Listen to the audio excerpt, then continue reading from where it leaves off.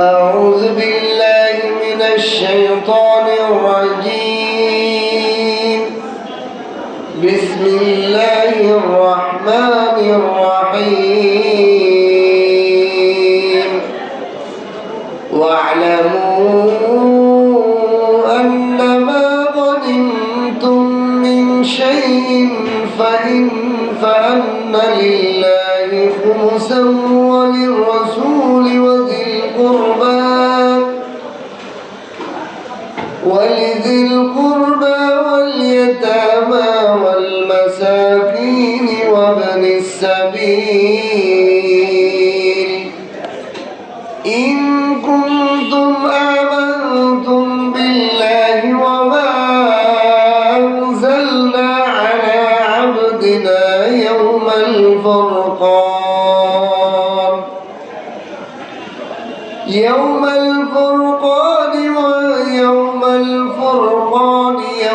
التقى الجمعان والله على كل شيء قدير. إذ أنتم بالعدوة الدنيا وهم بالعدوة القصوى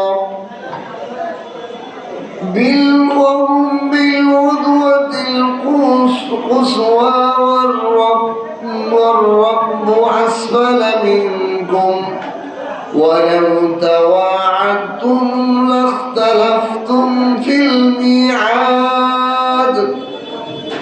ولكن ليقضي الله أمرا كان مفعولا ليهلك من هلك عن بينة ويحيى من حي عن بينة وإن الله لسميع عليم. إذ يريكهم الله في منامك قليلا ولو أراكهم كثيرا لفشلتم لتنازعتم في الأمر ولكن الله سلم إنه عليم بذات الصدور. وإذ يريكم إذ التقيتم في أعينكم قليلا ويقللكم في أعينكم ليقضي الله أمرا كان مفعولا وإلى الله ترجع الأمور. صدقت يا أرحم الراحمين. بارك الله لنا ولكم في القرآن العظيم ونفعنا وإياكم بالآيات والذكر الحكيم. سبحانك لا علم لنا إلا ما علمتنا إنك أنت العليم الحكيم.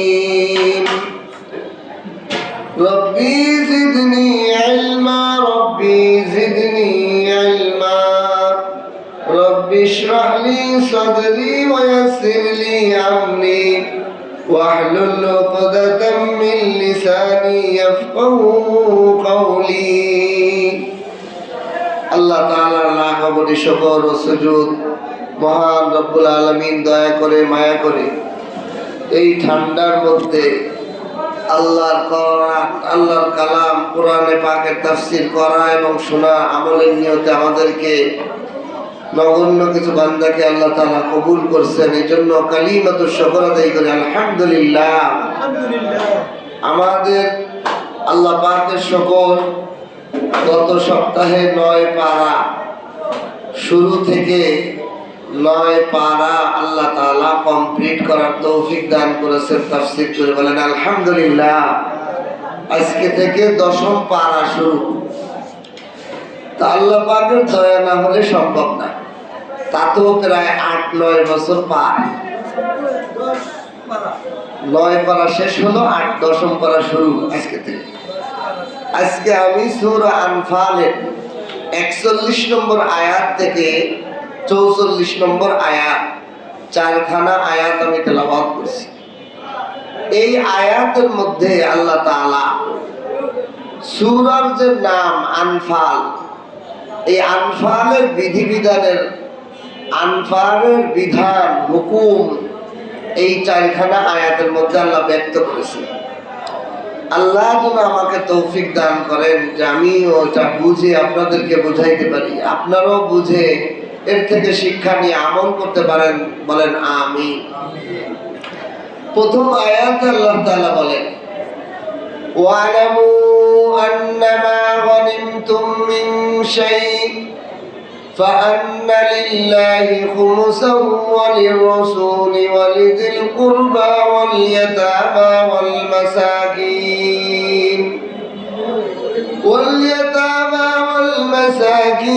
وابن السبيل إن كنتم آمنتم بالله وما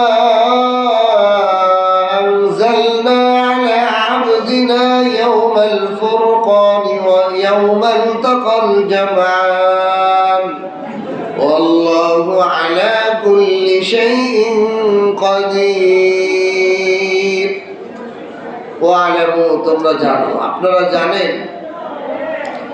আল্লাহ তাআলা বলতেছেন ওয়ালামু, হে দুনিয়াবাসীরা, বিশেষ করে নবী করিম সাল্লাল্লাহু আলাইহি সাল্লামের যারা সাহাবা, ইসলামের প্রথম জিহাদ বদরের যুদ্ধ, এই যুদ্ধ আগে আয়াতের তর্জমা, তারপরে আমরা কি প্রেক্ষাপটে আয়াতটা আসছে।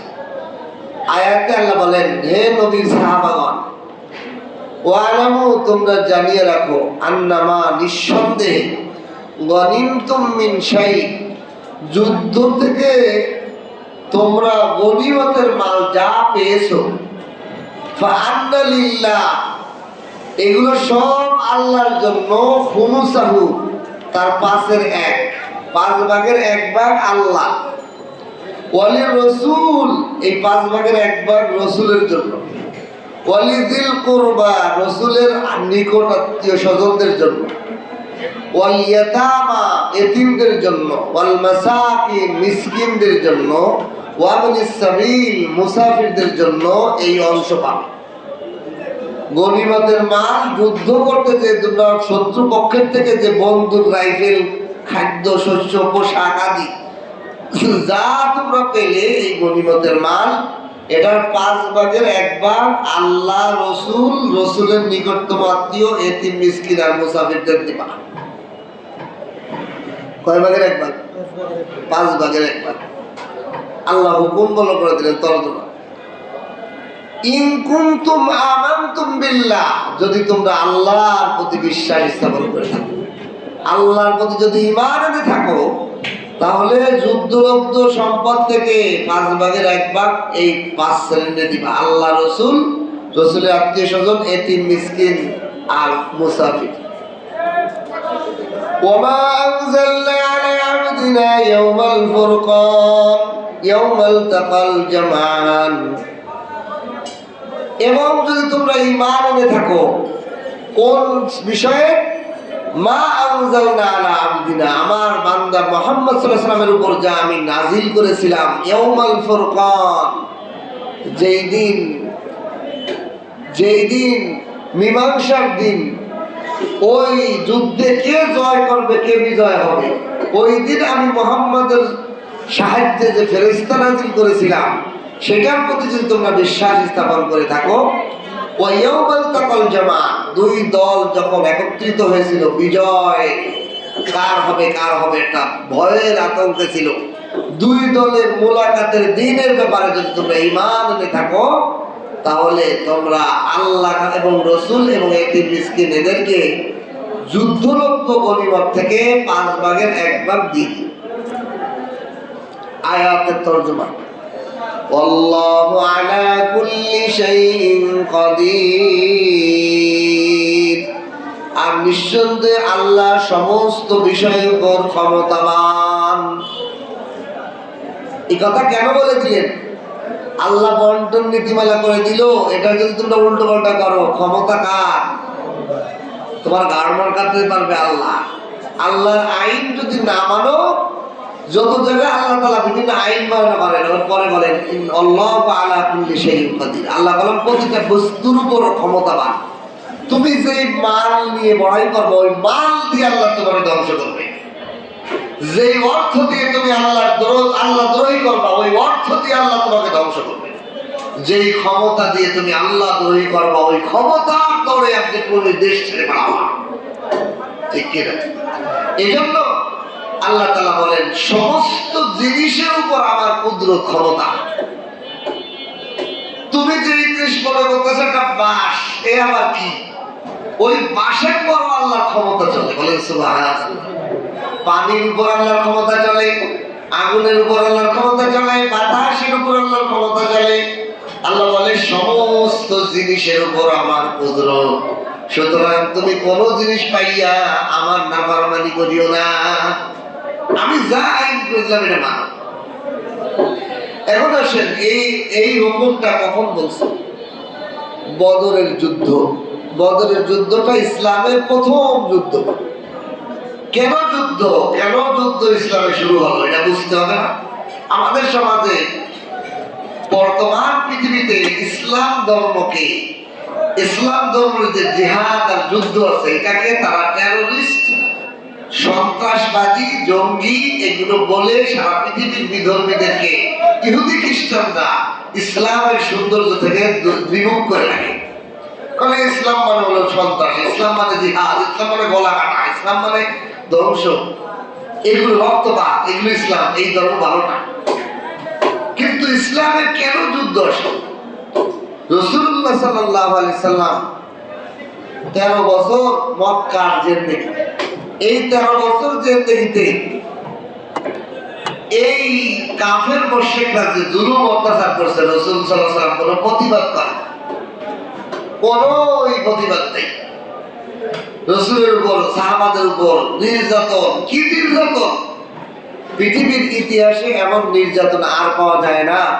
বিলাল হাবশী, আবু হুরায়রা, এদের শরীরের মধ্যে বিলাল হাবশীকে উত্তপ্ত বালির মধ্যে খালি গায়ে তাকে টানা হতো, বুকের উপর উত্তপ্ত পাথর বুকের উপর রেখে টানা হতো, আগুনের কয়লার মধ্যে তার শরীরকে টানা হতো। এরকম জুলুম পৃথিবীর ইতিহাসে আর কোন ধর্মের অনুসারীরা এরকম মাজলুম হয়েছে নাই, ইতিহাসে নাই, পৃথিবীর শুরু থেকে এই পর্যন্ত আর নাই। তাহলে মুসলমানদের ধর্ম যদি প্রতিবাদী হতো, রাসূলুল্লাহ সাল্লাল্লাহু আলাইহি সাল্লাম 10 বছর নির্যাতন সহ্য করে আল্লাহ পাকের ওহীর মাধ্যমে আল্লাহর রাসূল হিজরত করে মদিনায় চলে আসে। মদিনায় আসার 2.5 থেকে 3 বছরের মাথায় কাফেরদের বিশাল একটা বাহিনী, ব্যবসায়িক কাফেলা সিরিয়া থেকে বহু মাল সামানা লাভবান হয়ে, এই মুসল্লি ভাই আপনার পকেটে কিছু পড়ে গেছে, এই ছেলে আপনার পকেটে কিছু পড়ে গেছে।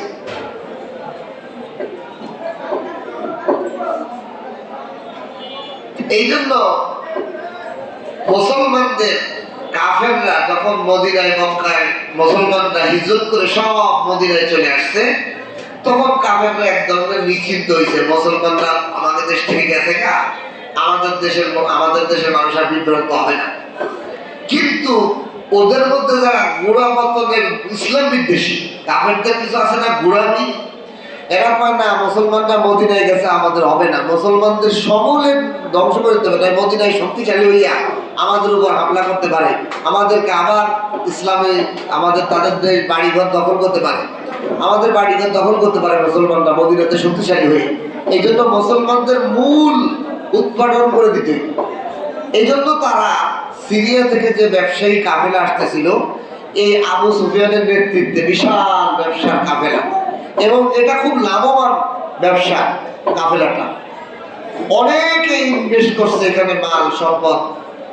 আগের যুগে দেখেন কাফের মুশরিকরাও ব্যবসা শুরুতে কত সুন্দর করতো, এখন মুসলমানরা ভুলে গেছে। মুসলমানদের চরিত্র এমন নষ্ট হয়ে গেছে, আপন বন্ধুর কাছে টাকা রাখা, এই টাকা আমানত ফেরত পাওয়ার কোনো আশাই করা যায়। মানে অন্যের কাছে টাকা দিয়েছেন তো শেষ, অথচ কাফেরদের মক্কার কাফেররা আবু সুফিয়ানের নেতৃত্বে যে কাফেলা সিরিয়ায় ব্যবসায়ী গেছে, আরবের সমস্ত নারী পুরুষ যুবক যুবতী সমস্ত যার কাছে যা টাকা ছিল সব ইনভেস্ট করছে, সবাই ইনভেস্ট করছে টাকা। ঐক্যবদ্ধ ইনভেস্টে বিশাল ব্যবসা হয়, অথচ আজ মুসলমানরা এটা বুঝে না। কাফেররা দেখেন এখনো করতেছে, ইহুদি খ্রিস্টানদেরকে দেখেন তাদের শেয়ার ব্যবসা, তারা ঐক্যবদ্ধভাবে বিশাল বিশাল কোম্পানি ইন্ডাস্ট্রির মালিক। আর মুসলমানরা একটা পানের দোকান দিতেও আর একজনকে শরীক করতে ভয় পায়, একটা কলার দোকান দিতে গেলে আরেকজনকে এর ভিতরে ইনভেস্ট নিতে গেলে কয়েক তুমি আমার টাকা নিয়ে পালাও, এখানে তার ভয় লাগে, বিশ্বাস। আর যদি মুসলমানদের 100 জন যুবক দাঁড়ায় যেত যে আমরা বিশ্বাস করি একজনকে, 100 করে টাকা জমাও, কয় টাকা? 10,000 টাকা। এই 10,000 টাকা দিয়ে যদি একটা খাসি কিনে এক বাজার থেকে নিয়ে আর এক বাজারে খালি শহরে উঠায়, তাও 2-3 হাজার টাকা লাভ। 100 জনের লাভ হয়ে গেল না? মুসলমানদের ঐক্য নাই, ইনভেস্টমেন্ট একসাথে নাই।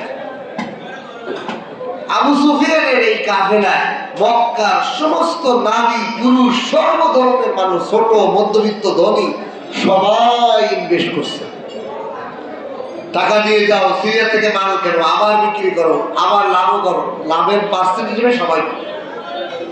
এভাবে বিশাল কাফেলা ব্যবসা বাহিনী, তারা ভালো লাভবানও করছে। সিরিয়া যে ইনভেস্ট করে কাপড় কিনে আবার কাপড় বিক্রি করে এই কাফেলার লাভ আবার কিছু কিনে মক্কার বাজারে আবার কাপড় কিনে নিয়ে আসতেছে, ভালো লাভবান হবে।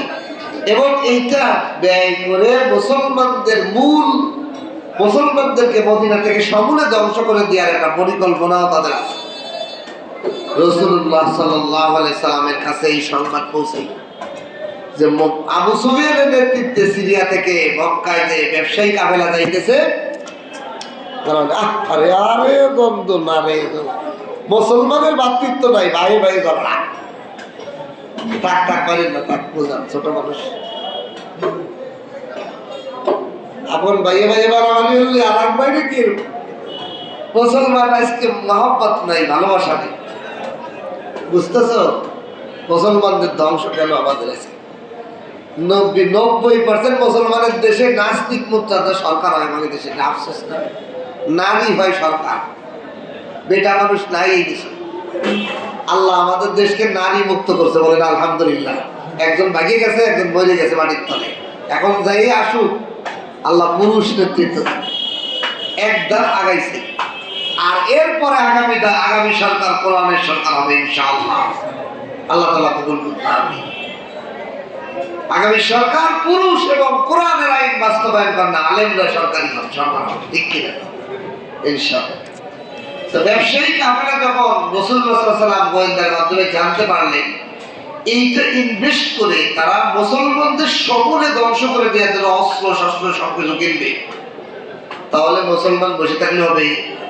মুসলমানদের প্রথম জিহাদ আত্মরক্ষা। মুসলমানদের কোন জিহাদ আক্রমণাত্মক নাই, সমস্ত জিহাদ গুলো আত্মরক্ষা। রাসূলুল্লাহ সাল্লাল্লাহু আলাইহি ওয়াসাল্লাম চাইলেন যে এই কাফেলাকে যদি না আটকানো যায়, এই কাফেলার মানুষরা যদি গ্রেফতার করে না রাখা যায়, তাহলে মুসলমানদের অস্তিত্ব রক্ষা ঝুঁকিতে পড়ে যাবে।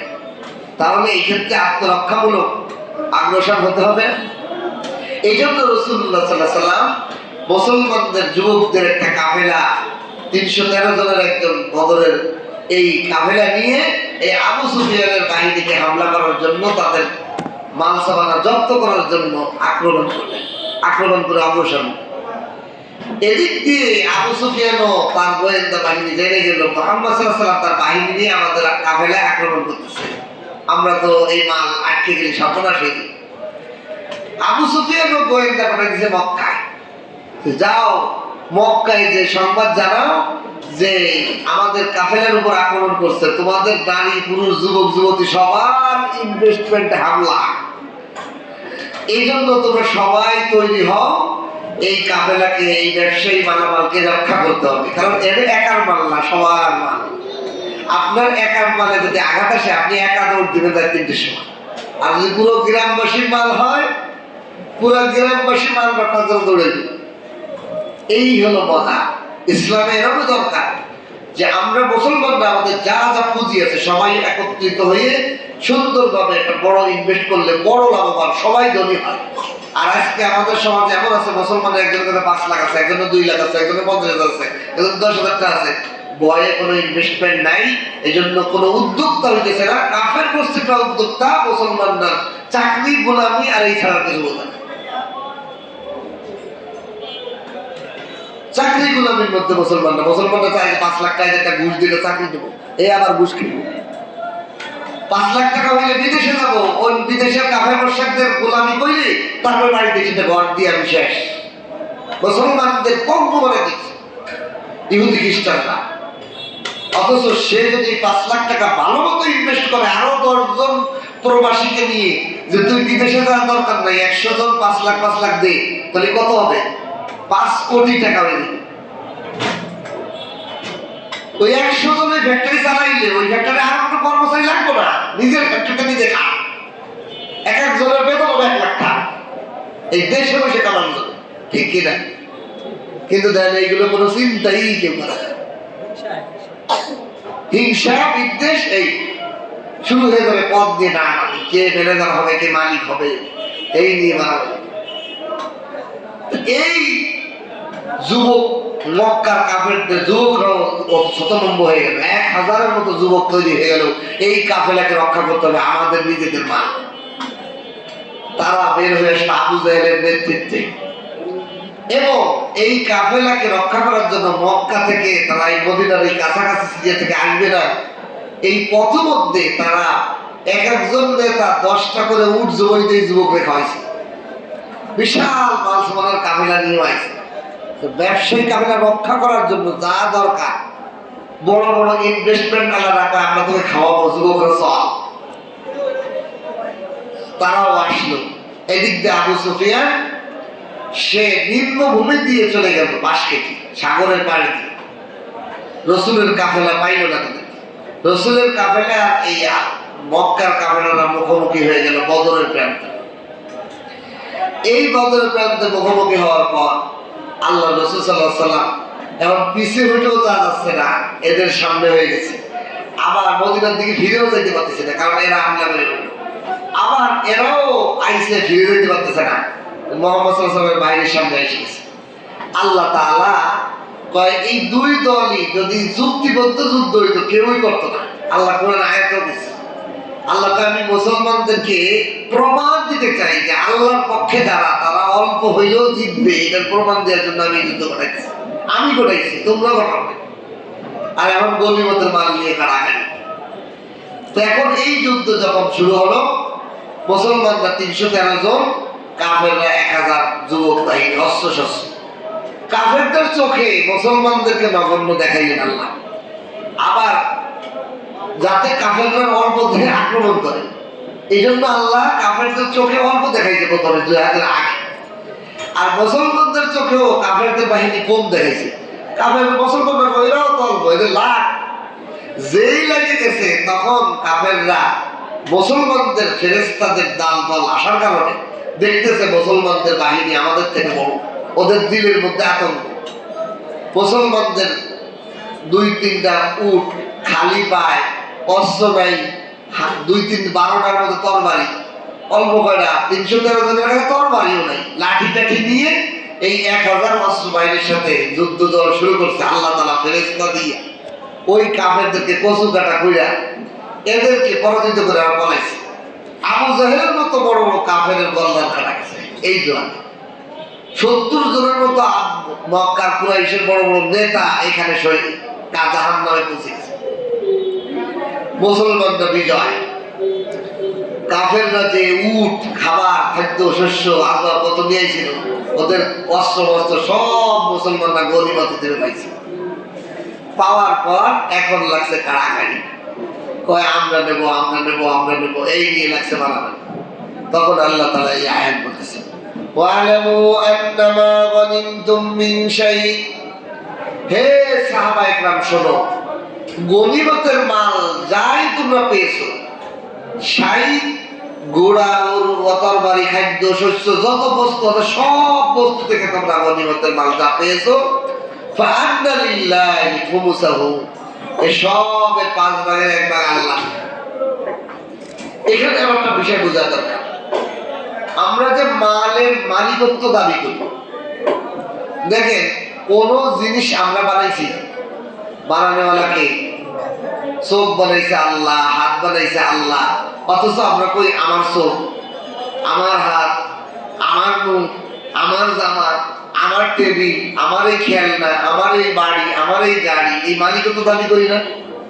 মানুষ বোঝেই না এগুলোকে আমি বানাইছি।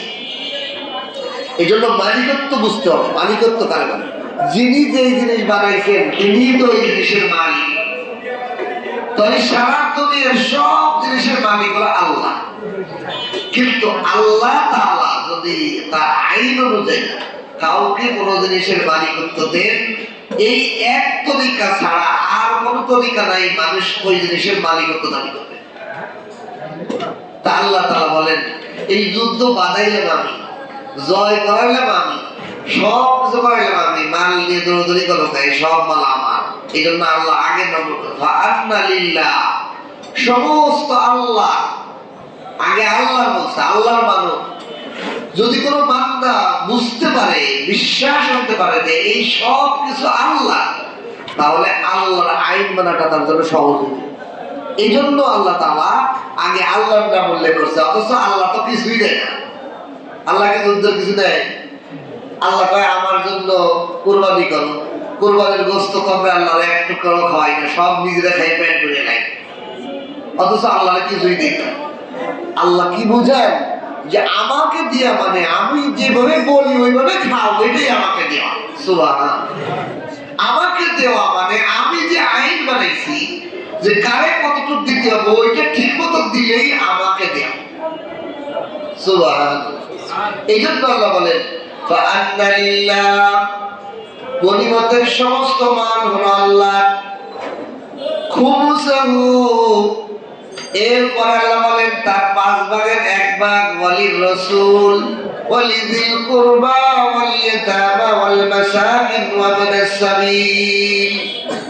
রাসূল এবং রাসূলের আত্মীয় স্বজনের জন্য এবং এতিম মিসকিন এবং মুসাফিরের জন্য 5 জন। কয়জনের কথা আল্লাহ উল্লেখ করছে? 5 জন। আল্লাহকে বাদ দিয়ে আল্লাহ বলছে 5 জনের জন্য গনিমতের মালের 5 ভাগের 1 ভাগ এই 5 জনকে দিবা, আর 4 ভাগ কি করবা? আলে বলে দেই। ওটা কি? ওটা তো বড় লাগবে, ওটা তো নিয়ে কাড়াকাড়ি করতেছে। তবে যারা যুদ্ধে অংশগ্রহণ করছে তাদের, মুজাহিদ যারা যুদ্ধে যে কোনো ধরনের সহযোগিতা করছে, যুদ্ধের ময়দানে যুদ্ধের জন্য যারা যে ধরনের, কেউ পাহাড়াইছে, কেউ যুদ্ধে গেছে, কেউ তাবু টানাইছে, কেউ খাওয়া পাকাইছে, সৈন্যবাহিনীর জন্য, সবার জন্য এই 4 ভাগ বন্টন হবে। বুঝতে পারছেন? এখন আসেন এই গনিমতের মাল কাকে বলে? গনিমতের মাল হলো যুদ্ধের ময়দানে শত্রু বাহিনীর সাথে যুদ্ধ করে তাদের কাছে জোরপূর্বক অথবা তাদেরকে মাইরে দিলে তাদের কাছে যা ফেলে যায়, এই মালকে বলা হয় আনফাল। এই মালকে কি বলা হয়? আনফাল। এই গনিমতের মাল 2 প্রকার, একটা হলো আনফাল, একটা হলো মালে ফাই। মালে ফাই কাকে বলা হয়? যুদ্ধ হয়নি, শত্রু বাহিনীর সাথে চুক্তি হলো তোমরা আমাদের ট্যাক্স দিবা, অথবা জিজিয়া দিবা, অথবা জরিমানা দিবা, তোরা আমাদের কাছে ঠকা স্বীকার করছিস, তোরা আমাদের এত কোটি টাকা দে। এই যে জিজিয়া কর, এই যে বিভিন্ন সন্ধির মাধ্যমে যে অর্থ আসে, এটাকে বলা হয় মালে ফাই। মালে ফাই। আর যেটা যুদ্ধের মাধ্যমে জোরপূর্বক হোক অথবা মাইরে দিলে বিতাড়িত করা, ফেলে দেওয়া করো, এটা হোক, এটার বলা আনফাল। এই দুটোটাই গনিমতের মাল। এই দুটোটাই কি? গনিমতের মাল। এই মালের একটা সুতাও যদি কেউ পায়, একটা সুই, একটা সুতা, তার 5 ভাগের 1 ভাগ আল্লাহ এবং রাসূলের বর্ণিত দেয়া ওয়াজিব। আল্লাহ এবং রাসূলের বর্ণিত এই হুকুম অনুযায়ী দেয়া কি ওয়াজিব। এখান থেকে একটা জিনিস বোঝা যায়, ইসলাম মালের মালিকত্বের ক্ষেত্রে কত সূক্ষ্ম বর্ণনা করছে। কিরকম? পৃথিবীর ইতিহাসের দিকে তাকা, সমস্ত ধর্মের দিকে তাকা। আগের কালে রাজা বাদশারা আর একটা রাজ্যে হামলা করতো, শত্রু নিয়ে হাজার হাজার সৈন্যবাহিনী নিয়ে হামলা করে যত স্বর্ণ রূপা টাকা পয়সা পাইতো সব রাজার গোডাউনে, জনগণের নাই। ইসলাম কি করছে? ইসলাম মালকে কুক্ষিত মতো করে নাই, বলে নাই ও মোহাম্মদ সাল্লাল্লাহু আলাইহি ওয়াসাল্লাম আপনার নেতৃত্বে মাল গেছে, আপনি সব মাল। না না না, 5 ভাগের 4 ভাগ সবার মধ্যে বন্টন করে মালের সমতার ব্যবস্থা করে দিয়েছে। শুধু সৈন্যদের মধ্যেই বন্টন করে দেয় নাই, 5 ভাগের 1 ভাগকে আবার আল্লাহ তাআলা এতিম, মিসকিন, মুসাফির, রাসূলুল্লাহ এবং রাসূলের আত্মীয় স্বজনের মধ্যে বন্টন করে দিয়েছে। সুবহানাল্লাহ, সমতা। ইসলামে কখনো কোনো ব্যক্তি কোটি টাকার মালিক হোক আর একজন না খেয়ে মরুক, এটা চায় না। ইসলামে চায় মালের বন্টন নীতিমালা করে দিচ্ছে। দেখেন, ইসলাম ছাড়া আর কোন ধর্মে জাকাতের সিস্টেম আছে, ফিতরার সিস্টেম আছে, দান খয়রাতের সিস্টেম আছে। দান খয়রাত বিভিন্ন ধর্মে আছে, কিন্তু দান তো হচ্ছে দিলে দিল, না দিলে দিল। কিন্তু ইসলামে কিছু জিনিস ফরজ করে দিয়েছে। জাকাত, তোমার নেশাব পরিমাণ টাকার বেশি হয়েছে, নেশাব পরিমাণ টাকা আছে, 40 টাকার 1 টাকা তুমি গরিব মিসকিনের মধ্যে বন্টন করে দাও। কোটি টাকার মালিক আরামে খাবা। অন্য ধর্মে যারা দান খয়রাত আছে, ইচ্ছা হলে দিল, না হইলে তার নিজের তথ্যাবত রেখে দিল। কিন্তু ইসলামে কোটি টাকার মালিক, তারপরে 1 নম্বরে ফরজ হয়ে যায় জাকাত দিতে। তো 40টা আছে, একটা দেয়, ঠিক কি না? বর্তমানে রূপার মূল্য আজকে জিগাইলাম, গতকালকে জিগাইলাম, রূপার মূল্য বাড়ি গেছে। এই জন্য জাকাত অনেক মানুষের ফরজ থেকে ছুটে গেছে। আগে ছিল 1200-1300 টাকা, 800 টাকা রূপার বড়ি, এখন বর্তমান রেট 3700 টাকা বড়ি। তাতে প্রায় 90-94 টাকার মতো নেশাব বাড়ি গেছে। আগে 80,000 টাকা, 75,000 টাকার মতো হইলে আমি 55,000 টাকাও জাকাত খরচ হয়ে যায়, এরকম নেশাব হয়েছিল। 800 টাকা বড়ি হইলে, 700 টাকা বড়ি হইলে, আর এখন 1 বড়ির রূপার মূল্য 3700 টাকা। তাতে প্রায় 2 লক্ষ টাকার কাছাকাছি লাগবে জাকাত খরচ হতো। 1 লাখ টাকা 1.5 লাখ টাকা হইলেও জাকাত খরচ হবে না, ওর জাকাত খাইতেন।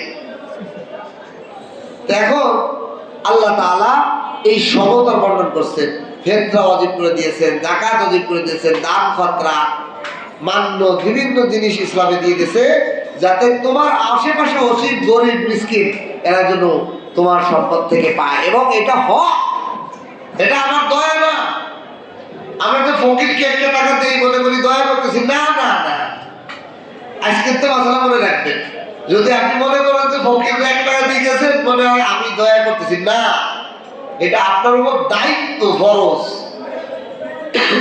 আপনার সম্পদের মধ্যে আল্লাহ তাআলা এতিম, মিসকিন, মুসাফিরের, গরিবের হক রয়েছে। আমার কাছে 100 টাকা আছে, এর মধ্যে হক আছে। আমার সন্তানের জন্য হক আছে, আমার বিবির জন্য হক আছে, গরিব ভিক্ষুকেরও হক আছে। আর একটা মশলা, এখন আমাদের সমাজে যারা ভিক্ষা করে এরা তো এই মশলা জানে না, নাকি এদেরকে কেমনি মশলা জানে না? দেখা, যার বাড়িতে 1 দিন পরিমাণ খাবার আছে, 1 দিন পরিমাণ, তার মানুষের কাছে ভিক্ষা চাওয়া হারাম। তার মানে ভিক্ষা করতে পারবা যদি 1 দিনের খাবারও না থাকে, বুঝতে পারছেন? তাহলে ভিক্ষাটা ওই লোকের জন্য বৈধ হবে, ওই যে ভিক্ষুক তার জন্যই বাঁচানা। যে ভিক্ষুক সে যদি 1 দিনের খাবার তার মধ্যে বাসায় নাই, সে মানুষের কাছে হাত পাততে পারবে, তাহলে তার এই টাকাটা হালাল হবে। সে ভিক্ষা পাওয়ার যে খাবার, ভিক্ষার যে টাকা, তার জন্য হালাল হবে। কিন্তু মাসালা আবার বিপরীত। আমার কাছে যদি কেউ চায়, শরীয়তের মাসালা হলো, যদি কোনো ভিক্ষুক গুড়া, সোনার গুড়া তেলতে আসে, স্বর্ণের একটা গুড়া, স্বর্ণের পোশাক, স্বর্ণের থৈলি, স্বর্ণের থালা, এইরকম ধনী হইয়ে যদি কেউ ভিক্ষা চায়, ভাই আমার আল্লাহর রাস্তায় একটা টাকা দেন, আমার ভিক্ষা দিয়া যায়। আমার কি ভিক্ষা দিয়া যায়? আমি ভিক্ষার সব পাবো। আমার কাছে কোটি টাকা, আমেরিকার প্রেসিডেন্ট ট্রাম্পও যদি কয়েছে আমার একটা দেন, বিল গেটস পৃথিবীর সবচেয়ে বড় ধনী, যে আইসে আমার কাছে একটা ভিক্ষা দেন, আমি যদি ভিক্ষা দিই ভিক্ষার সব হইব, ভিক্ষার সব থেকে কি হবে না, মারণ হবে না, ভিক্ষা দিয়ে যায় যাও। কিন্তু যে ভিক্ষা নিতেছে তার জন্য হারাম হয়ে যাবে যদি একদিনের বেশি খাবার তার কাছে থাকে। একদিন পরিমাণ খাবার থাকবে সে ভিক্ষা চাইতে পারবে, খাবার নাই একদিনের তখনই সে ভিক্ষা চাইতে পারবে। বুঝতে পারছেন? যদি একদিন পরিমাণ খাবার থাকার পরেও কেউ ভিক্ষা করে তাহলে তার এই ভিক্ষার টাকাটা শুকর যেরকম হারাম, গরু মরা যেরকম হারাম, ওরকম হারাম হয়ে যাবে। বুঝতে পারছেন? আসসালাম। তো এই জন্য আল্লাহ তাআলা সমতা বর্ণনা করছেন। এই গনিমতের মাল 4 ভাগের 1 ভাগ, এর 1 ভাগ 5 ভাগের 1 ভাগ আল্লাহ, আল্লাহ হলো আজিমাত বরকতার আল্লাহর নাম বলছে, ওই যে আল্লাহর মালিকত্ব বোঝানোর জন্য যে আল্লাহর মালিক, কিন্তু আল্লাহ তো কিছুই নেই না। এই 5 ভাগের 1 ভাগ রসুলকে দিবে, ওয়ালিদিল কুরবা, রসুলের আত্মীয় স্বজন, নিকট আত্মীয় স্বজন। কারা? যারা রসুলকে ইসলামের পথে সাহায্য করছে, ঈমানওয়ালা, ঈমানদার, সাহায্যকারী, রসুলের ইসলাম প্রচারে যে সমস্ত আত্মীয় স্বজন, রসুলের সহযোগী, সাহায্যকারী, এই সমস্ত আত্মীয় স্বজনকেও গনিমতের মালের এই 5-এর 1 থেকে তাদেরকেও দিবে। তাহলে বোঝা গেল গনিমতের মালকে প্রথমে 5 ভাগ করবে, এই 5 ভাগের 1 ভাগে আবার 5 ভাগ করবে। এই 5 ভাগের 1 ভাগ থেকে রসুলকে দিবে, রসুলের আত্মীয় স্বজনকে দিবে, এতিমকে দিবে, মিসকিনকে দিবে, মুসাফিরকে দিবে, 5 দিবে। আর যে 4 ভাগ থাকবে এটা যারা জিহাদে অংশগ্রহণ করছে, যে কোনো ভাবে সাহায্য সহযোগিতা করছে তাদের মধ্যে বন্টন হবে সমানভাবে। বুঝতে পারছেন? কেউ বলতে পারে যে আমি তো গলা কাটছি 100 জনকে, আর আরেকজন বলতে আমি তো বাবরছি, তোকে খানা পাকাইছি, সমান না, কারণ না পাকাইলে তুই খাইতে কেমনি। কেউ তরবারি আগাই গেছে, কেউ নারী থাকে জিহাদের ময়দানে চিকিৎসা করে, আহত একটা চিকিৎসা করে, সেও গনিমতের মাল পাবে সমানভাবে। ইসলামে কোনো এভাবে আল্লাহ তাআলা বন্টন নীতিমালা করছে মুসাফিরের জন্য। কিন্তু রাসূলুল্লাহ সাল্লাল্লাহু আলাইহি ওয়াসাল্লামের মৃত্যুর পর এখন ফুকাহায়ে কেরাম বলেন এখন গনিমতের মাল হবে 3 ভাগ, ওই 5 ভাগের 1 ভাগ হবে 3 ভাগ। কয় ভাগ? কারণ রসুলও নাই, রসুলের নিকটস্থ আত্মীয় যারা সহযোগিতা করছে এখন তারা কি বেঁচে আছে? তারাও নাই। এই জন্য 5 ভাগের 1 ভাগ 3 শ্রেণীর মধ্যে বন্টন হবে। কয় শ্রেণী? এতিম, মিসকিন, মুসাফির। এতিম, মিসকিন, মুসাফির। এতিম তো আমরা চিনি, এতিম কারা বলে? এতিম হলো যে যার বাবা মারা গেছে এবং সে বালেগ হয়নি। বালেগ হয়ে গেলে আমার বাপ নাই তাই বলে এতিম না, এতিম না। আমার বাবা মারা গেছে কিন্তু আমি 15 বছরের ঊর্ধ্বে, আমি বালেগ, এই জন্য আমি এতিম না। যদি এই ছোট্ট একটা শিশু 15, 12 বছর, 13 বছর, 9 বছরের ছেলে যার বাবা নাই, সে এতিম, তার পিছিয়ে এই টাকা খরচ। মা থাকলেও এতিম, মা থাকলেও এতিম। আবার অনেকের বাপ আছে মা নাই, তাই এতিম না। মা মারা গেছে কিন্তু বাপ বেঁচে আছে, তাহলে সে এতিম না। কথা বুঝতে পারছি? এতিম হওয়ার জন্য নাবালিগ এবং তার বাপ না থাকতে হবে। 2 নম্বর হলো মিসকিন। মিসকিন মানে যারা একদিনের খাবার আছে, মানে একদিন পরিমাণ খাবার যাদের ঘরে আছে তারা কি মিসকিন। এই মিসকিনদের পিছে এই গনিমতের 5 ভাগের 1 ভাগ বন্টন হবে। আর হলো ইবনে সাবিল, মুসাফির। মুসাফির ব্যক্তি, দেখেন মুসাফিরকে মুসাফির কারে বলে? ছাত্ররা আছে তাহাকে একটা মনে রেখে। ইবনুস সাবিল, ইবনু মানে সন্তান, সাবিল মানে রাস্তা, রাস্তার সন্তান করে আল্লাহ তাআলা মুসাফিরকে নামকরণ করলো। কি লিখে? কয় রাস্তায় খাওয়া, রাস্তায় উঠা, রাস্তায় বসা, রাস্তায় ঘুমানো, রাস্তায় তার বাপ মা, এই জন্য সে রাস্তার সন্তান হয়ে যায়। সেজন্য কি হয়ে যায়?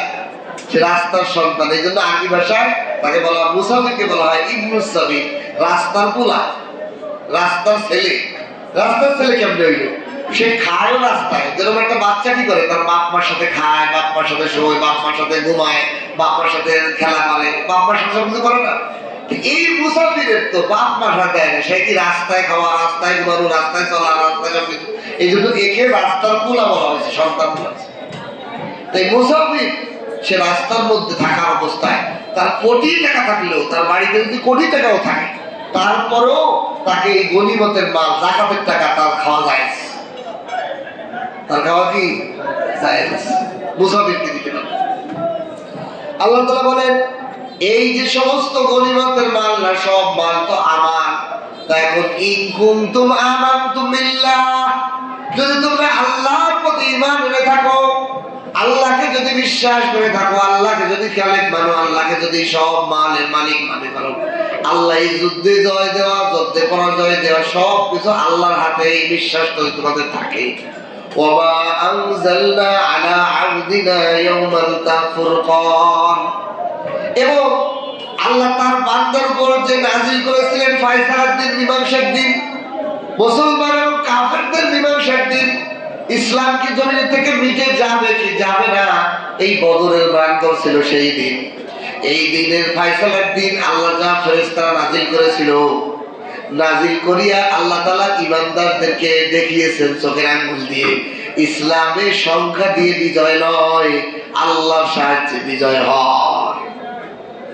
অস্ত্র নাই 313 জন, খালি পায়, উট মাত্র বলে 2-3টা, তরবারি নাই 12-13টা তরবারি, 313 জন খালি লাঠি নিয়ে 1000 অস্ত্র বাহিনীর সাথে কেমনে যেতে? আল্লাহ তাআলা চোখে আঙ্গুল দেখাইলেন যে মুসলমানরা যে সত্য ধর্ম, এটা ঈমানদারদের ঈমানের মজবুত করে দিলেন। ওয়া ইয়াউমাল তাকাল জামান, দুই দল যেদিন একত্রিত হয়েছিল, ওই দিন আল্লাহ তাআলা বলছে ওই দিন তোমাদের সাহায্যে আসমান থেকে যে ফেরেশতা আসছিল, নবী মুহাম্মদ সাল্লাল্লাহু আলাইহি ওয়াসাল্লামের উপর নাযিল হয়েছিল, এইটা যে দেখছিলে, এটার প্রতি যদি তোমরা ঈমান করে থাকো, তাহলে তোমরা কেন গনিমত নিয়ে কাড়াকাড়ি করতেছো? আল্লাহ যে আইন দিয়েছে এই আইন মানো।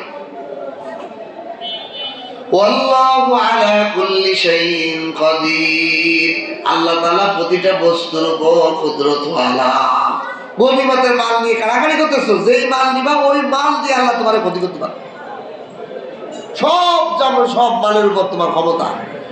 দেখেন, মানুষের ঈমান অনেক বড় দামি জিনিস। মুসলমানের ঈমানের উপর দামি জিনিস আমি মনে করি আর কিছুই নেই, এত দামি। তার ঈমানটা কি, এটাই তো বুঝি না আমরা। ঈমানটা কি বোঝেন না? আল্লাহ বলছেন আল্লাহু আলা কুল্লি শাইইন কাদির, আল্লাহ প্রতিটা বস্তুর উপর ক্ষমতাওয়ালা, কুদরত, ক্ষমতা তার, আল্লাহর হুকুম চলে, আল্লাহর যা পাওয়ার চলে তার। তাহলে আপনি দেখেন, আপনি যদি টাকা নিয়ে অহংকার করতে চান, আপনার ঈমান যদি থাকে, এই টাকা বানাইছে কিনা আল্লাহ, এই টাকা দিয়েছে কিনা আল্লাহ, আল্লাহর হুকুমে সব টাকা আইসে যায় সব কিছু, আপনি যদি বিশ্বাস আপনার যদি থাকে, তা নিয়ে আপনি অহংকারী করতে পারবেন?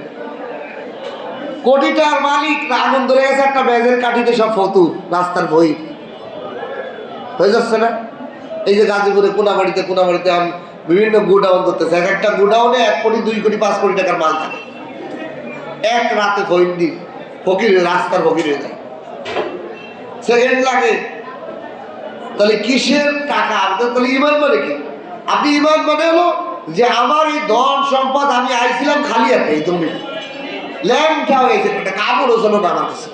এই পৃথিবীতে যখন আমরা আসি, তখন আমরা উলঙ্গ হয়ে আসছি, কোনো কাপড় চুপড়ও ছিল না, পকেটও ছিল না, টাকাও ছিল না, একটা দামি আংটিও ছিল না, একটা ঘড়িও ছিল না, একটা চশমাও ছিল না, একটা আইফোনও ছিল না, একটা ভালো জুতোও ছিল না, মোজাও ছিল না। তো ঈমান মানে এইটা, আমার বিশ্বাস যে আমি তো আইছিলাম খালি হাতে, আমার কাছে যা আইছে এটা আল্লাহ দিছে। তাহলে আল্লাহর দেয়া মাল আমি আল্লাহর আইনের বাইরে কেমনে খরচ করি, কেমনে ব্যবহার করি, এই একই মান যদি থাকে, তাহলে সে কোনোদিন গুনাহ করতে পারে না। চিন্তা করে, যদি আমার হাতের টাকা, আমি মদ কিনে খাবো, ওরে আল্লাহ আল্লাহ, আমার হাতে টাকা ছিল না, টাকাটা দিয়েছে আল্লাহ, আল্লাহর দিয়ে টাকা দিয়ে আল্লাহর নাফরমানিতে কেমনে লাগে?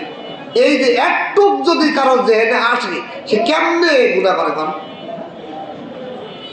দোকানদারি, আল্লাহ তাআলা, আমি দোকানদারি হয়তো 80টা দুনিয়াতে, আমি দোকানদার হয়েছি, আমার আল্লাহ কত মাল দিচ্ছে, 4 পয়সা কত মাল, আমি ওজনে কেমনে কম বেশি দিই? আল্লাহ দিছে, আল্লাহ দিয়া মাল দিয়ে আমি আল্লাহর আর এক বান্দারে কেমনে ওজনে কম দিই?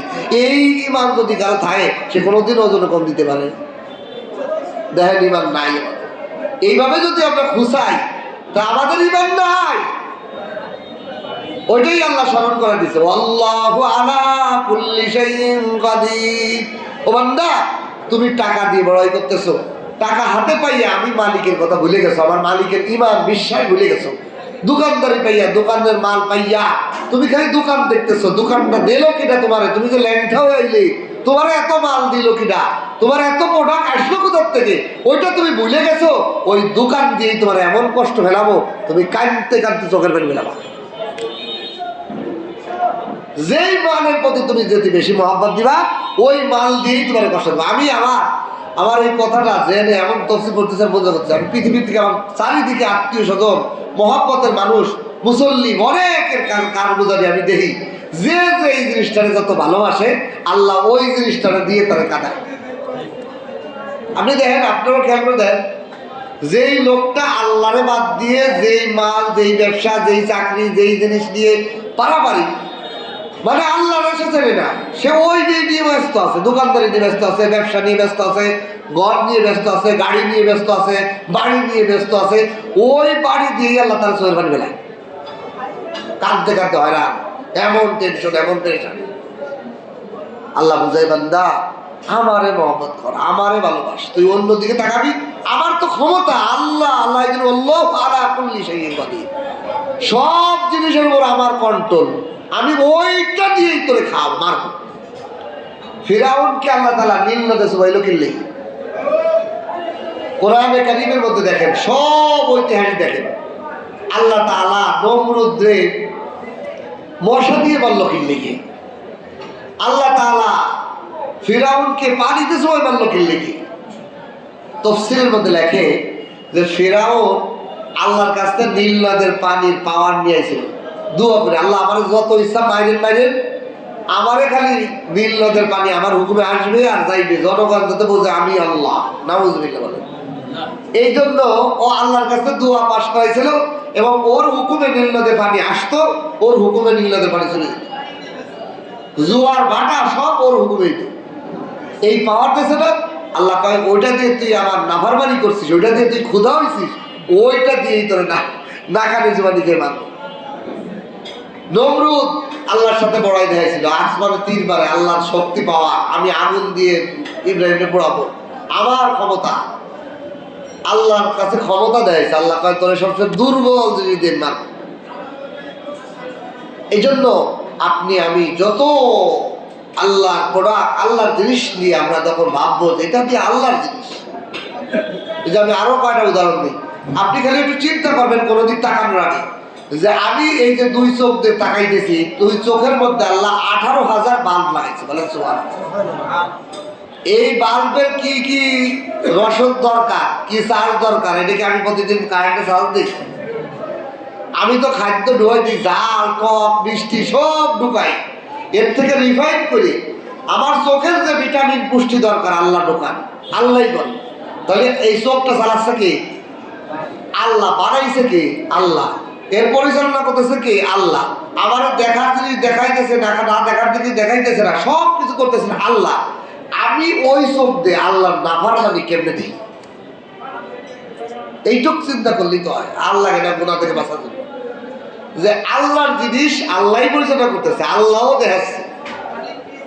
খালি আল্লাহর আমি যদি আল্লাহ গুনার দিকটা খাই, তাও আল্লাহ নিষেধ করতেছে না, কিন্তু তারপরেও আমি আল্লাহর নাম জিনিস দিয়ে, আল্লাহর দিয়া দেখা দিয়ে, আল্লাহর শক্তি ব্যবহার করি, আমি কেমনে আল্লাহর নাফরমানির দিকে তাকাইতেছি।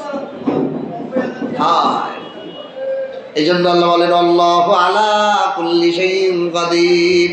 ও বান্দা, এই কথা স্মরণ করো, সমস্ত জিনিসের উপর কুদরত ক্ষমতা আমার।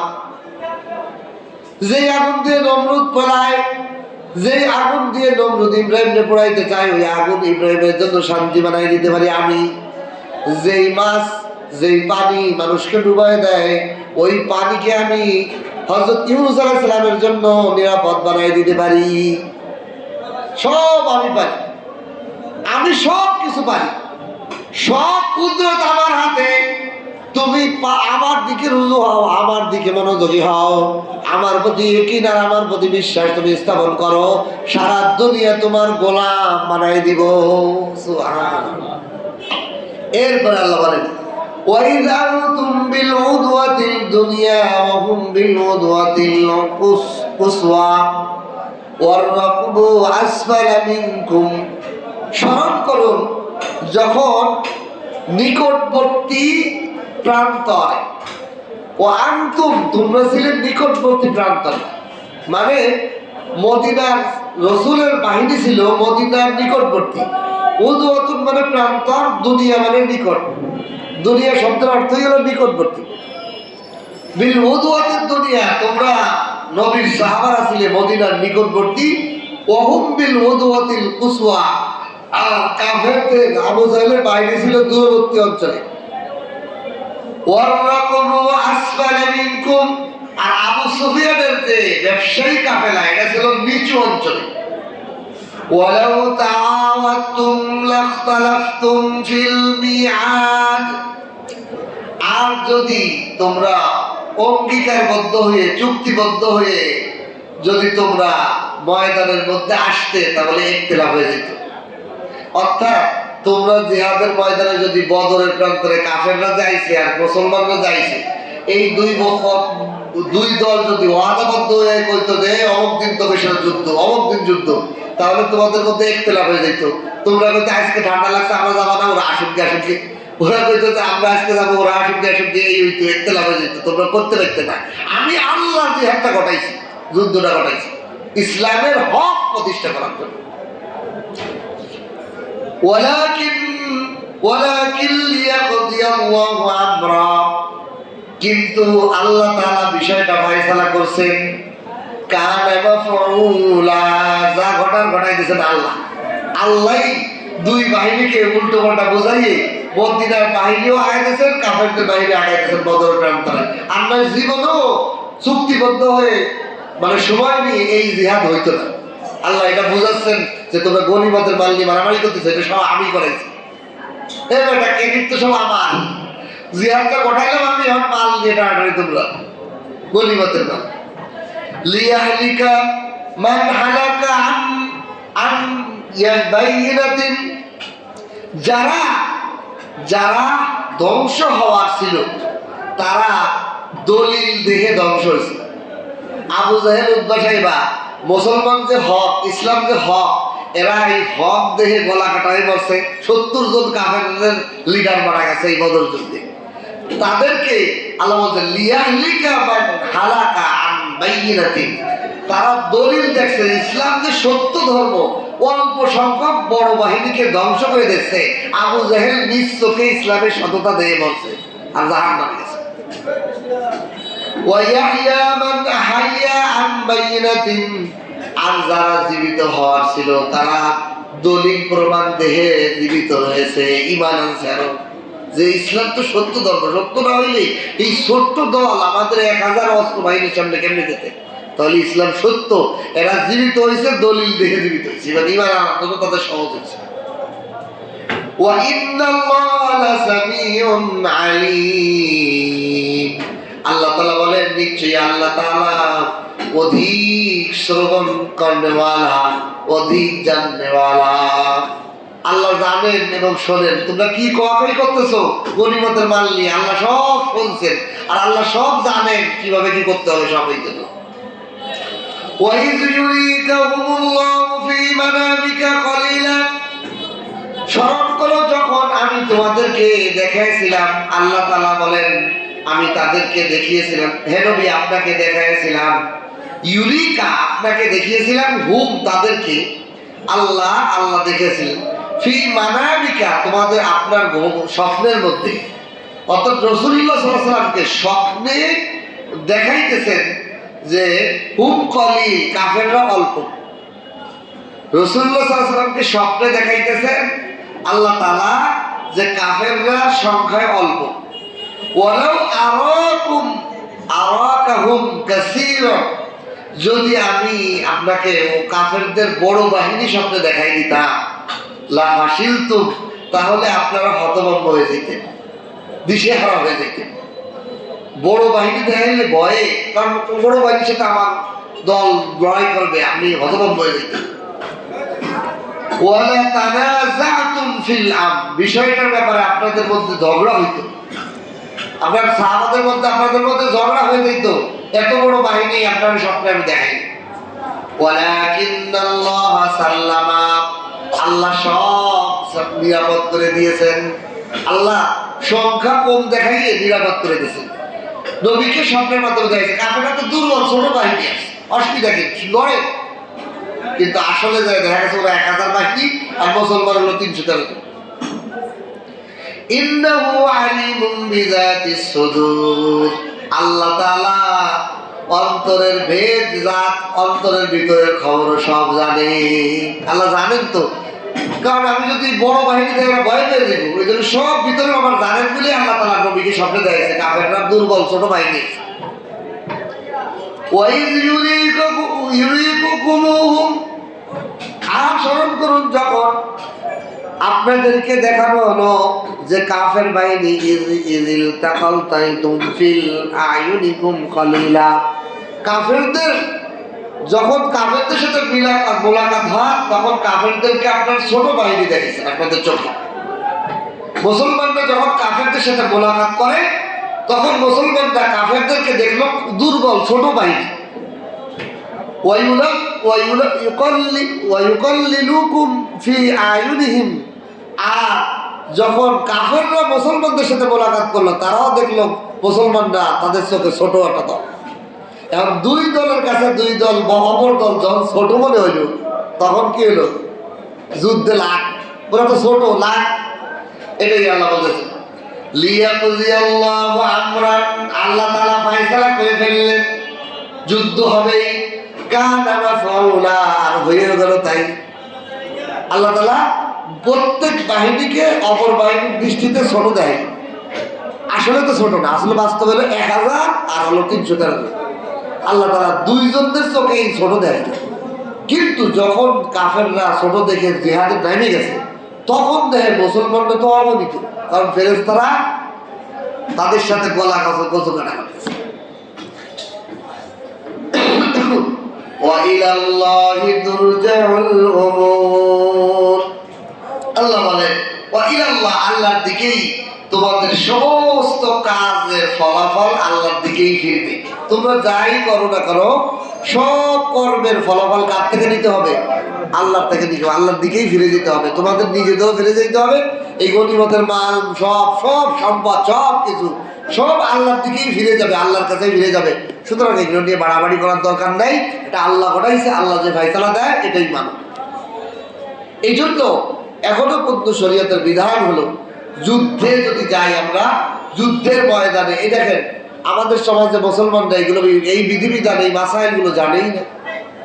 জিহাদের ময়দানে মাল পাইলে এটার 5 ভাগের 1 ভাগ কার দিতে হবে? এখন এতিম, মিসকিন আর মুসাফিরকে দিতে হবে, আর বাকি 4 ভাগ আমাদের সৈন্য বাহিনীর মধ্যে বন্টন করে দিতে হবে সমান ভাগে। এই বন্টন নীতিমালা। আর আমরা এখন যদি জোয়াদে যাই আর পাই, আমি একটা বন্ধু করে দেবো না, আমি পাইছি, তাহলে হইলো ওই জিহাদ দিয়ে আমি জাহান্নামে কামাইলাম। এই জিহাদ দিয়ে কি করলাম? জাহান্নামে। আর এই জিহাদটা কি জন্য? আমার ইসলামকে জমিনে প্রতিষ্ঠা করার জন্য, আল্লাহর জমিনে আল্লাহ বললে ওয়ালাকে প্রতিষ্ঠা করার জন্য, আল্লাহর আইন বাস্তবায়ন করার জন্য জিহাদ। তাহলে জিহাদের মূল হলো এই জমিন থেকে যদি আল্লাহর আইন মিটে না যায়, এই জন্য জিহাদ করতে হবে। জিহাদ আক্রমণ না, জিহাদ সন্ত্রাসী না। সন্ত্রাসী হলো ওর মাল কাড়ি উড়িয়ে দেয়া, আর জিহাদ হলো আল্লাহর জমিনে আল্লাহর আইনটা বাস্তবায়ন, যারা মানে না তাদেরকে জমিন থেকে উৎখাত করে দেবে। জমিনে জন্য আল্লাহর আইনটা প্রতিষ্ঠিত থাকে, আর জমিনে আল্লাহর আইন বাস্তবায়ন থাকলে কাফের মুশরিক পৃথিবীর যত ধর্মের লোক আছে তারাও নিরাপদ। দেখেন এখন আমেরিকায় গুলি হচ্ছে, যে কোনো মানুষের গুলি করে বেড়ে যায়। কত উন্নত রাষ্ট্র, কত আইন, কত শৃঙ্খলা তারা বলে, তাদের দেশে ধর্ষণ হইতেছে, নির্যাতিত হইতেছে, তাদের দেশে গুলি করে মানুষ মারি ফেলাতেছে। তাহলে এটার জন্য যদি ইসলামের আইন থাকতো তাহলে ওরাও নিরাপদ থাকতো। ইসলামের আইন কি? তুমি মারছো তো মারামারি দিতে হবে জনসম্মুখে। তাহলে একটা যদি গুলি করে মারেন, ধরেন আমাদের দেশে হাদিরে মারি লাগছে, হাদিরে যারা মারছে এদের সাথে সম্পর্কিত সব করারে বাংলাদেশের জাতীয় মসজিদের পাশে বাসানি স্টেডিয়াম আছে, এই স্টেডিয়ামের লাইফ বা সরহদ্দি উদ্যানে বড় করে সবাই এই ফাঁসি, এই ঘুরের সাথে জড়িত সবকে এদেরও মাথায় গুলি করে ঠাস করে বানাতে হবে। তাহলে আর একটাও কেউ গুলি করতে চাবে, ওরে আল্লাহ রে আমি গুলি করলে তো আমারও মারি যাবে, খালি লাভ কি? একটা মারলে আর 1000টা কেউ মারবে না, সব বন্ধ হয়ে যাবে। একটা চোর ধরে আটকাটি দেন, পুরা দেশের চুরি বন্ধ হয়ে যাবে। তা আল্লাহর আইন হলে ইহুদি খ্রিস্টান বৌদ্ধ যত ধর্ম আছে সবার জন্য নিরাপদ। অথচ এরা যারা ইসলাম বিদ্বেষী তারা এটা সাধারণ অন্য অন্য ধর্মীদের সামনে ওইটা সন্ত্রাসী ধর্ম হিসেবে প্রকাশ করে। অথচ ইসলাম সন্ত্রাস না, ইসলাম ইনসাফের ধর্ম, ন্যায় বিচারের ধর্ম। দেখেন মালের বন্টন কত সুন্দর। এই যে ইউক্রেন আর রাশিয়া যুদ্ধ আছে, আপনি খবর দিয়ে দেন, এরা যে মাল সম্পদ জমা পাইতেছে, এরা যে পাইতেছে সে নিতেছে। এদের মধ্যে এই নীতিমালা আছে। ইসলাম ছাড়া এই বন্টন নীতি আর কোনো ধর্ম নেই। যে আপনি মালের গলিমতের মাল পাইছেন, আপনি একা খাবেন না, এটা যুদ্ধ সৈনিকদের ভিতরে দিতে হবে, এটা গরিব মিসকিন এতিমদের মধ্যে বন্টন করতে হবে। সম্পদের সব আল্লাহর জমিনে আল্লাহর যত বান্দা আছে সবার মধ্যে বন্টন করে দিতে হবে, একা খাওয়া যাবে না। আল্লাহ তাআলা কত সুন্দর সিস্টেম শিখেছে। আল্লাহ তাআলা আমাদেরকে বোঝা আমল করার তৌফিক দান করুন এবং আমাদেরকে শেষ জামানায় গজওয়াতুল হিন্দের সৈনিক হওয়ার তৌফিক দান করুন, বলেন আমিন। ওয়া আখিরু দাওয়ানা আলহামদুলিল্লাহি রাব্বিল আলামিন। গজওয়াতুল হিন্দ আসতেছে সামনে, ভারত বিরোধী আন্দোলন শুরু হয়েছে। ভারত তো বসে থাকবে, তখনই লাগবে এই বাংলার জমিন হলো গজওয়াতুল হিন্দের উৎপত্তি স্থল, এখান থেকেই সৈন্য তৈরি হবে এবং তৈরি হচ্ছে, শুরু হয়ে গেছে সূত্র। গজওয়াতুল হিন্দ হবে এই ভারতবর্ষে হিন্দু এবং সমস্ত ধর্মের, বিশেষ করে মুশরিকদের সাথে মুসলমানদের যুদ্ধর দিকেই আগাইতেছে দিন দিন। আর এটার জন্য আমাদেরকে ইসলামের জন্য আল্লাহর জমিন, আমাদের জমিন, আমাদের ভূমিকে, এই আল্লাহর জমিনকে আল্লাহর জমিন খেলাফত রাখার জন্য এই বিধর্মীদের সাথে যত যুদ্ধ আসবে আমাদের প্রস্তুতি থাকতে হবে এবং ওইটা অংশগ্রহণ করার জন্য নিয়ত করা ইমানের দাবি। যে আল্লাহ যদি ওই জেহাদ, ওই যুদ্ধের একজন সিপাহ সালাহ হতে পারে, একজন সৈনিক হতে পারে। অনেকে দোয়া করে যাবে ওই ওই একজন শহীদ হতে পারে। এই শহীদ হবেন না, শহীদ হয়ে যাবে একটা খাস করে এলে যে আমি যদি ইমাম মাহাদের যুদ্ধে শহীদ হইতে, শহীদ হয়ে গেলে আপনি কি হইল, আপনার লাভ কে হইল? বলেন আমি ওখানে সৈনিক হইতে পারি। শহীদ করা গাজী করা দুটোই তো লাভ, যেটা আল্লাহ কবুল করে। আমি যদি ওইটা সৈনিক হইতে পারি, আল্লাহ তাআলা আমাদের সকলকে তৌফিক দান করবেন। আমিন।